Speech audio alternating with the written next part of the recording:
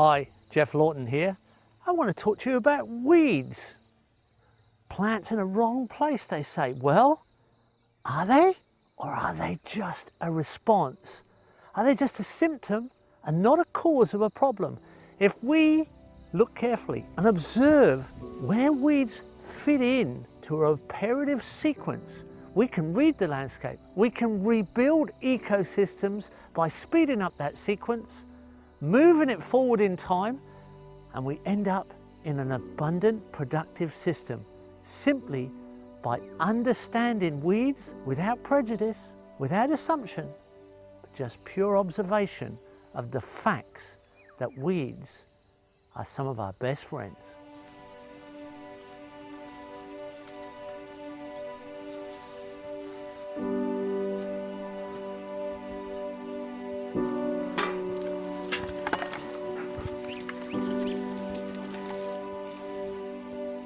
Here we have a classic case of compaction, and in this case it's ducks, an oversupply of ducks.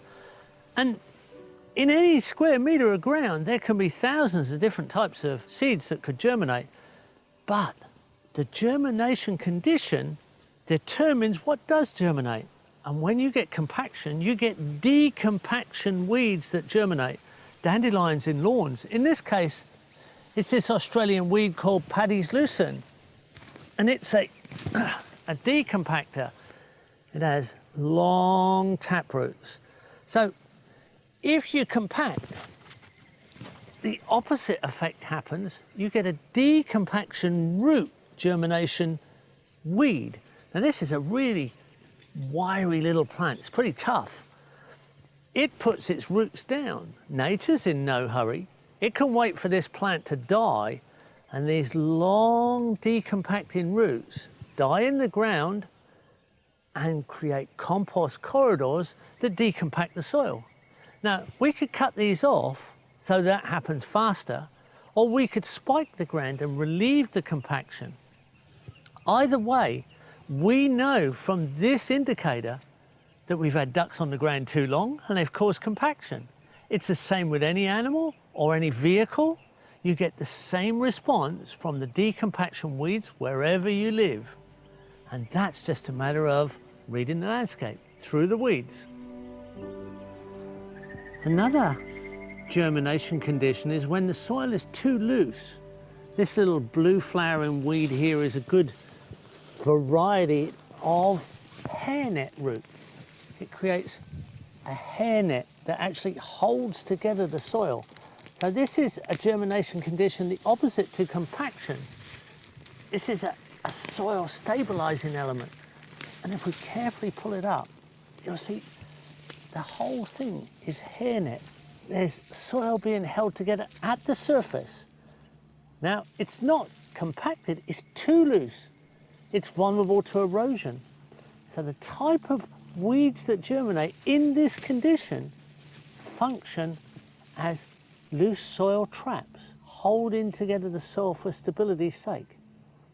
Once it becomes stable, once this mulches down as the weeds go through their life cycles, then the soil gets stable, it's bonded together with organic matter, and it goes on to the next cycle.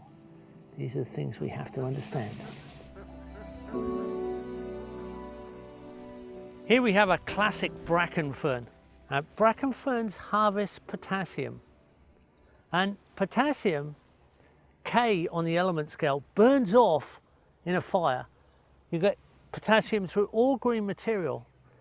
When we have a hot fire, most of the potassium goes up in smoke as the green material burns off. A little bit is left as fine ash, but that very quickly leaches, leaving the ground depleted in potassium. Now, the plants that germinate then are specific specialists that can harvest potassium where it's in very short demand. And the classic worldwide is the bracken fern. It has a fibrous root and it's a classic harvester of potassium. If you analyze the bodies of these ferns, wherever they appear in any of the climates, you can guarantee that they're high in potassium, and if they're growing, there has been a fire. And that fire has left the ground depleted in potassium. Now, if you cut these and mulch them to the ground, they will reduce the germination of bracken itself. So if you cut a patch of bracken and slash it and mulch it to the ground, it will reduce by 1 meter. If you burn it and turn it into ash, you'll deplete more potassium and it will spread by 1 meter. These ferns are spread by fire, depleting potassium, and as they return potassium to the soil, they deplete and become more or less unemployed. Their job's done. Their function is to replace the depletion through the fire. So this is a sequence you can read all the way through the forests of the world, where we are destroying forests and ravaging the landscape with fire. So it's a very useful, life-saving way of reading the landscape. One of the classic weed functions of the world is to repair the soil when it's depleted of fertility with its base element nitrogen. And this is done by the peas and bean family, and right up through the same family within the trees. This is how landscape is repaired right through to the forest. This is a classic legume tree leaf pattern here. And here's another one. There are many types of leaf patterns, but these plants have a special ability to partner with a microorganism, a rhizobium bacterial colony in the soil, and they all have different rhizobium bacterial colonies. This plant here has nitrogen nodules at the surface where its roots are poking out, and these tiny little nodules are a colony of organisms that are fed by the plant.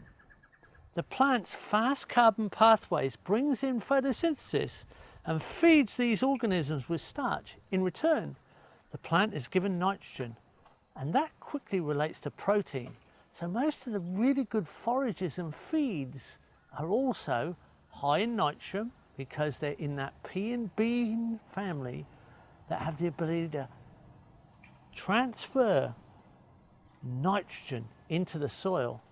Now this is a great way to fertilize the ground, and it's the way nature recovers.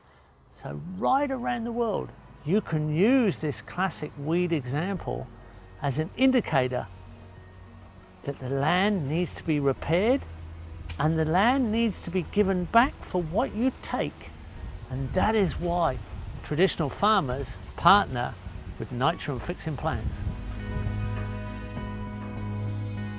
In a crop garden where we want production coming out all the time, we know we've got to keep feeding the soil. We know at times we're going to exhaust the soil. We're going to bring in compost, we're going to bring in organic fertilizer.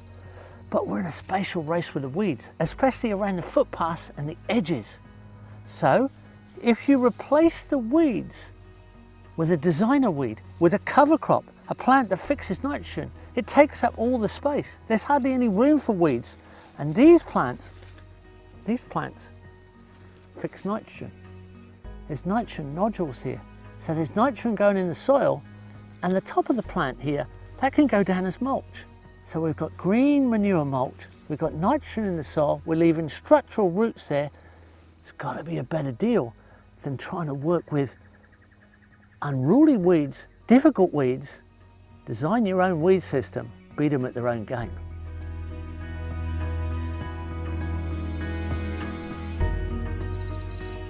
So when we understand how weeds control the ground and develop sequences and change over time, we can design a sustainable world. We can work with those natural systems.